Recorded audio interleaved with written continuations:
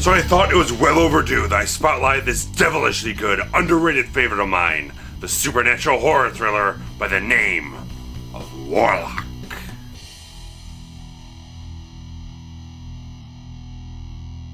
In Boston, 1691, witch hunter Giles Redfern has captured the vile Warlock in an apparent triumph, but it is short-lived as the Warlock escapes and is hurled 300 years into the future. There, in the city of Los Angeles, he begins his task of reassembling the Devil's Bible that will reveal the secret name of God, and if spoken, will undo all of creation. However, Redfern is also transported through time and soon enlists the aid of Cassandra, the Warlock's latest victim, who guides him through our world before the fate of all mankind is sealed forever.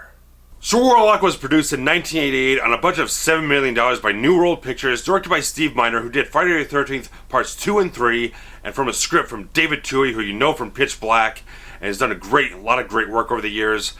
Unfortunately, at the time, New World Pictures was in very bad financial straits, and they were going under, and so Warlock did not see an American release until January of 1991, while it received overseas releases between 89 and 90, and the film did end up in the hands of Trimark Pictures, who picked it up, released it, and it was a fairly decent success at the time. I feel the success of this film completely lands on the exceptionally capable shoulders of Julian Sands, who portrays the Warlock with such a deliciously evil, sinister performance. I absolutely love it, top to bottom, inside and out. And I love the line in the trailer, that he has the face of an angel and the charm of the devil, which completely sums up his performance perfectly as such a great, chilling, amazing screen presence. He makes the film frightening, that he makes his character charismatic, charming, interesting, engaging, but also terrifying as well. He's such a great feel for this character. It's so much inside and out. He really becomes the thing to see in this film, absolutely. And because this film is kind of a low budget type of film that doesn't have a lot of spectacle to dazzle you with or anything, big showy special effects or anything, which it does have, but it doesn't have spectacle to dazzle you and engage your attention, so it really becomes a film about two great performances. One is Julian Sands. The other is Richard E. Grant as Redfern. He brings such a great, noble quality to Redfern. This guy who's out of his own time, stranger in a strange land type of thing, which there's a little bit of humor, a little bit of a sense of a naivete about him in those moments, but it was really kind of a performance, a character that could become very campy with all that out of time, fish out of water type of thing going on. But because Richard Grant is such a great fucking actor, he brings that warmth, that nobility, that charm, that humanity to the role, that it becomes very solid, very grounded, it becomes very relatable. The character of Redfern always remains focused on the mission at hand, because I love that there's such a great built-in personal stake with Redfern in this whole thing, that there is a history between him and the Warlock that drives him forward. He's not just a random guy hunting this guy down because he has to. It's something that he is compelled to do out of very personal, avenging reasons. Richard Grant does a fantastic, amazing job in this role. I really like that you don't tend to see this kind of character in a sort of a supernatural horror film of any kind. It's very much something much more from like a mystical fantasy type of film. The guy with the warrior who has an honorable, noble side to him, very humanitarian type of thing. And he feels very much connected, a lot of warmth, a lot of heart to him. And Grant just brings that in spades. He hits all the things just at the right degrees, at the right time to make it a performance that doesn't go too far one way or the other with the humor or anything. It keeps him very solidly on track. And when you get those scenes where you have Sands and Grant together in one scene, there is so much juicy meat in those scenes. These actors really show off that they work exceptionally incredible together. These scenes are absolutely excellent between them, that you only get a few of them, but when you get them, it's that spark that moves the momentum of the film forward. It just reignites the spark in it, lights the fire even hotter. Especially in the climax of the film, there's such a great climactic confrontation between the two characters that, because of the quality of the acting of these two guys, they just sell it so well. They make this film so damn good. Because it is a low budget feature, their performances raise it to a new gold standard, I think. And you also got Laurie Singer here playing Cassandra with a K. She does a fairly good job, but she's probably really is the weak link of the film. I don't know if it's really a matter of how the role is written, her quality of her performance, but it's not a very compelling character or one that's really kind of engages your attention all that much. She's just pretty much the conduit for Redfern to navigate modern world and everything. And the character is fairly well written. It doesn't become a standout performance, especially when you got these two very strong, powerful actors next to her. She really doesn't shine too much. And because, again, low budget feature, you're going to expect that some of the effects are not all that fantastic, especially this is 1988, 89. This is right around where you got films like The Abyss, Predator, Nightmare on Elm Street 4, The Dream Master, films that are really doing a lot of spectacular things with visual effects, very high-end, high-quality stuff that is very praiseworthy. And because it is more of a low-budget feature, they're not terrible effects, I'll say that. But they are kind of dated in a certain way. They don't live up to the standards of the time. That you see a lot of innovative, groundbreaking type of stuff that is doing a lot of spectacular new things on film at the time. And this is doing the best it can with what it has, but it's not relying heavily on the effects work, such as when the Warlock is flying around in daylight. Some of the optical composites aren't all that fantastic, but they try to keep them to as much of a minimum as possible, and they do a little bit of wire work here and there, just not rely on so heavily that it detriments the visual quality of the film. And at a certain point in the film, Cassandra, she gets hexed by the Warlock, so she begins to rapidly age.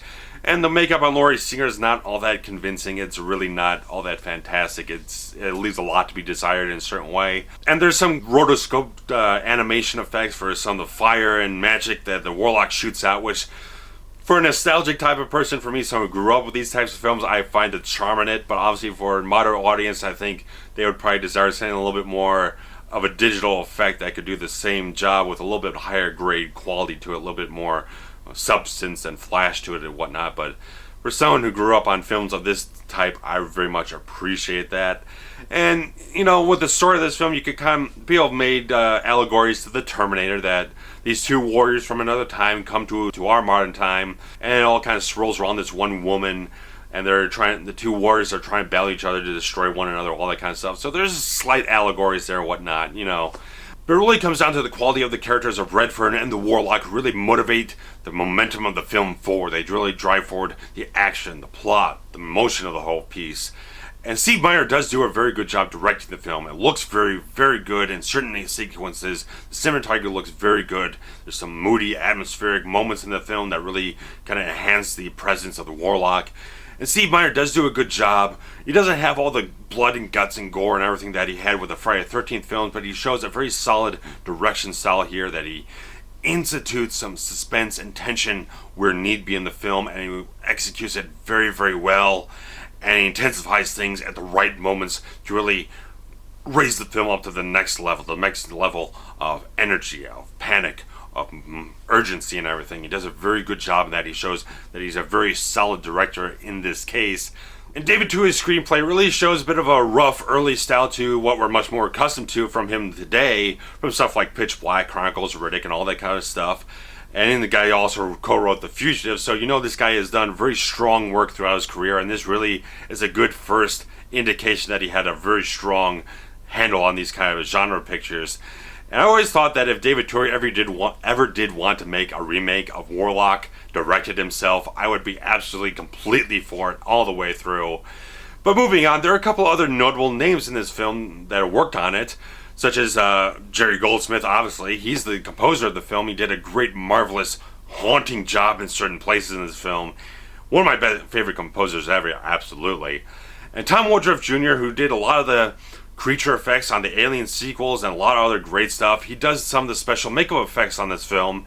And David R. Ellis, who is director of some of the Final Destination films and a lot of other stuff, he's a stunt coordinator and second unit director on this film. I really like when you go back and check out some of these earlier films and see, there's a lot of good talent that has sprung out from this film that people kind of earned their dues in these smaller, earlier films and everything. You see that they really became big monsters in the genre or in the industry or whatnot. Just like, it's very interesting when you see this collection of great talents working together, and they made a really good film here. I think if the film did have a higher budget, like a little bit more polished, because the sequels, that the film had were largely inferior in terms of screenplay and a lot of other things, concepts and all that. But the production values are much more higher quality in a certain way, a little bit more polished films, a little better quality of effects. If this film had that, I think it would really, really impress a lot of people on a certain level. But as it is, yeah, some of the visual effects are kind of dated, like the flying effects that really don't even measure up to stuff that was done 10 years prior in Superman or stuff like that. But I think Warlock is definitely worth your time. There is a lot of good stuff to have in this film, from those performances from Julian Sands and Richard E. Grant. Really the strengths of this film completely. It's a well-written screenplay. It is very well directed by Steve Miner. There's a lot of impressive stuff. The more subtle effects I really like in the film. There's a lot of subtle visual effects and a lot of things here and there that really impress me, that they're seamless with the film. They work very well. Overall, Warlock is definitely a film that is not getting its just due, I think. The film is not getting its just due. It has been very much negated a lot on home video. I've had a VHS version of it for a very long time, which is also not the best quality possible. The DVD was also a VHS transfer. It was not a new transfer for DVD and widescreen. There's never been a United States widescreen DVD release of this thing. It's not even out on Blu-ray, but you can get it in high definition and widescreen on iTunes, and I think on Amazon. You can find a good quality print, and when you watch it, if you've seen it only on VHS and you see the nice high quality digital transfer, it will definitely elevate your visual enjoyment of the film as it did me, and that really does justice in that way to the quality of the film that Steve Miner directed and all these other people put a lot of heart and passion into. And Warlock is definitely a long-time favorite of mine that I think should definitely get a lot of people interested in it. I think there's a lot of good stuff to invest yourself in and just sit down and watch this film, be enjoyed by it. It doesn't have a lot, like I said, there's not gore effects all over the place, but there's some very chilling, frightening moments in the film that work very well, very, very frightening implications to the stuff that they just could not show on screen if they showed it. If you watch the film and you find out how the Warlock gets his potion to actually fly, when you think about it a little bit, it is a bit of a disturbing idea. So I will not spoil that kind of stuff. If you have not seen Warlock, you should definitely check it out. It is well overdue for you to check that movie out. And this film was a very good success, so it doesn't fit into that big box office bomb type of thing that I was kind of planning on doing, but I've been wanting to do this Warlock review for quite a few months, and I finally sat down and got around to getting all things straightened out to be able to do it for you. So if you like Warlock, put some comments below. What do you like from David Twohy, Steve Miner? What do you think as kind of Steve Miner's career went down the drain in the last several years, doing some bad shit here and there? But what is your favorite work from some of these guys? Richard Grant, Julian Sands, I think they're still great actors today. Fantastic work. Everything they do is fantastic, I think, from what I've seen. So post some comments, hit some like buttons, share this review around. If you like Warlock, you want someone to be introduced to it, definitely share this link, share this video with them. Let them know all about this film because it's definitely worth your while. And I'll be back in due time with another review. So take care. Bye-bye.